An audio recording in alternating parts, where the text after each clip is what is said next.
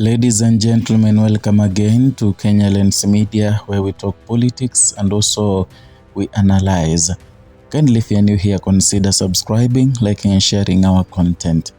Now, there is a statement that has been given by Waiguru and showing that she has joined the DCP party members in questioning the statement that was made by the UDA Secretary General Hassan Omar, a statement that was profiling the Mount Kenya community and equally demonizing it. Ladies and gentlemen, if you are new here, consider subscribing, liking and sharing our content so that you can be receiving notifications each and every time we bring you a new content. Now, in her statement in social media, Waiguru said, and I'm gonna quote, "I have stood against ethnic-based politics when espoused by some leaders in Mount Kenya. In equal measure, I strongly stand against the Hassan Omar type of ethnic baiting that seeks to isolate the people of Mount Kenya. The Tuta movement, to which we remain fully committed, is a national movement that does not legitimize the spewing of ethnic hatred, however couched. As a nation, we have been there before and we said never again. That approach may excite crowds, but it is short-sighted, undemocratic, and can ultimately only be severely injurious to the nation. He owes our nation an apology."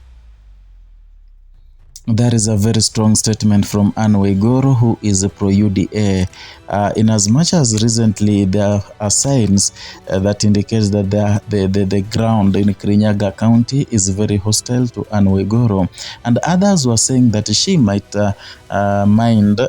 she might not mind joining DCP party, since it is now the party that has a strong support and followers in the entire Mount Kenya region.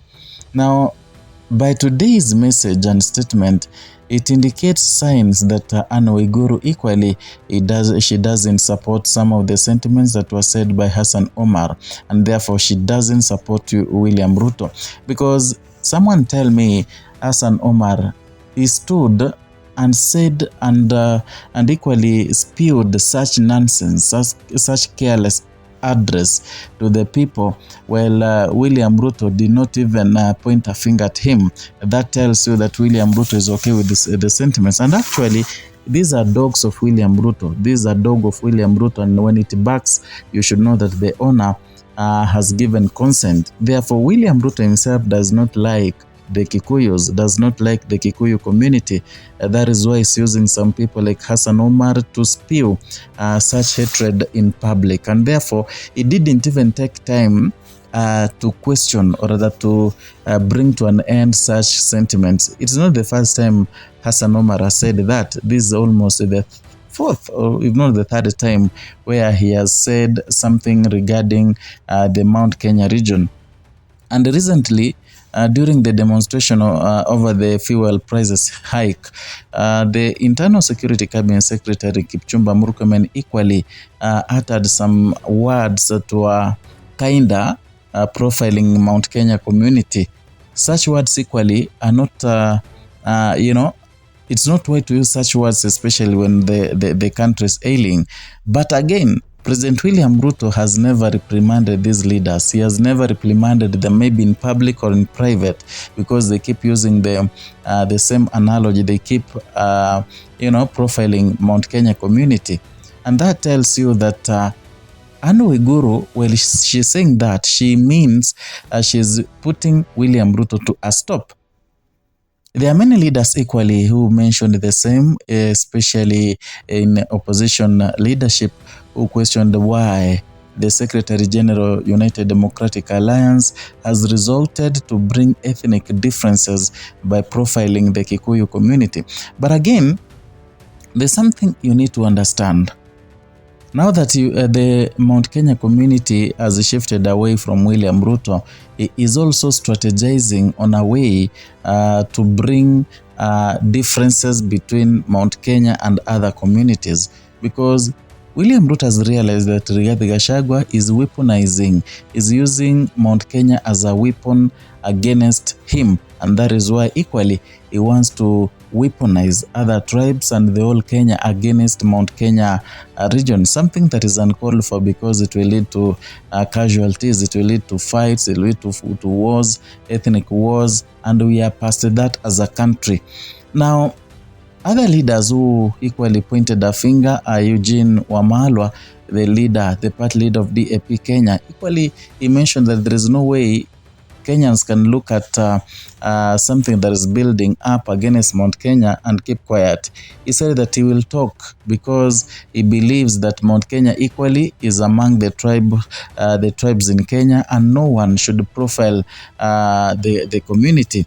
He even pointed out Hassan Omar's statement saying that Kenya has moved far beyond the ethnic clashes.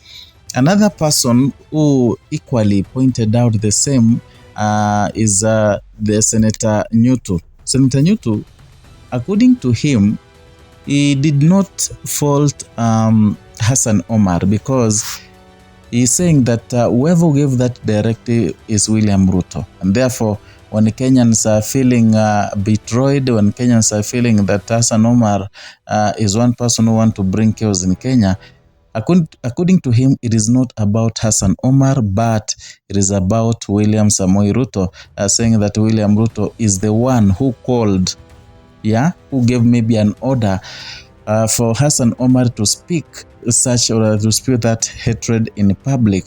So according to Nyuto, he's saying that William Ruto and UDA Sekjen Hassan Omar, they owe the community an apology. In fact, they need to apologize to the community because such utterances can profile the Mount Kenya community from other tribes. And in fact, it can make other tribes to hate on Mount Kenya community, yet it is the community that gave the first president of Kenya who led Kenya into independence.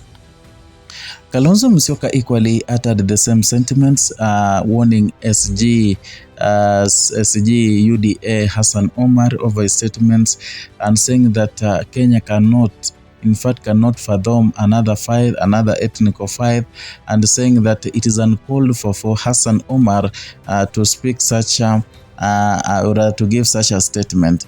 And by the look of things, it's like the Mount Kenya leaders, they are coming together. In as much as they're in different factions, others are in different, or rather they're in different parties, others are in UDA, others are in DCP. It seems for this one case, they're coming together to fight William Ruto's UDA against profiling the Mount Kenya region. Remember, Waiguru recently apologized on behalf of President William Ruto for bringing up the impeachment motion and making sure that Rigathi Gachagua, the party leader DCP party, was impeached. He brought that up. In fact, he was indirectly apologizing to Rigathi Gachagua and said that the people of Mount Kenya is like they were pissed off. They never liked the idea of impeaching Rigathi Gachagua, and that is the reason why he was or that she was asking for forgiveness. Something many people said, she's realized that the ground in Mount Kenya is so hostile to the pro-government people. And this tells us that where we are headed, it will be a collective responsibility.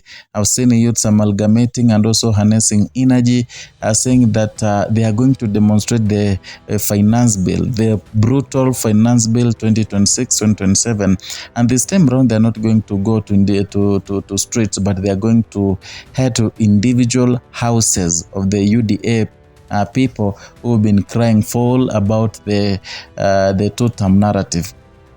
I don't know what you think. You can write your comment down there. Let us talk, let us discuss. Perhaps it can form a basis of whatever we're going to talk about in the coming videos. So if you are new here, consider subscribing, liking and sharing our content. Hit the notification bell so that you can be receiving notifications each and every time we bring you a new content.